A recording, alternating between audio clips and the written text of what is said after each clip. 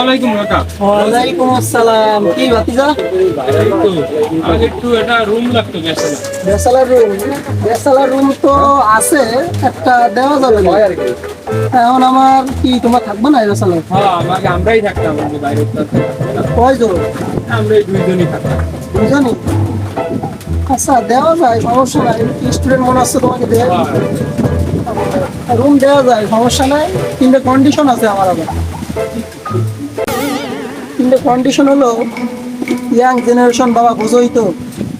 ওই আমার মেয়ে আছে আবার একটা, ঠিক আছে? তা ওই বাইরে দিয়ে ইয়াং জেনারেশন বন্ধু বান্ধব অনেক, ওই বন্ধু বান্ধব আইনে আবার ঘরে মদ পান করা যাবে না। হ্যাঁ কাকা, আমরা এইসব ফোন দেখে দিয়ে আমরা করবো। হ্যাঁ বাপু, এরকম অনেকে খোয়ায় আর কি। হ্যাঁ কাকা, আমরা করবো না রে কাকা। দেখা যাচ্ছে স্কুল ব্যাগে বাবা ওই বোতল মতল নিয়ে এসে এরকম করে, আগেও তো ছিল, বাইক করে দিচ্ছি। আর দ্বিতীয় শর্ত হলো আমার ইয়াং মেয়ে তো আবার বুঝোই তো, তোমরাও ইয়াং পোলাপান, এখন তো জেনারেশন বেরোইছে। আর 2 নম্বর শর্ত হলো তোমার কোনো বন্ধু বান্ধব আইনে ঘরে তাস খেলা, জুয়া খেলা, এসব আড্ডাবাজি চলবে না। হ্যাঁ কাকা ঠিক আছে।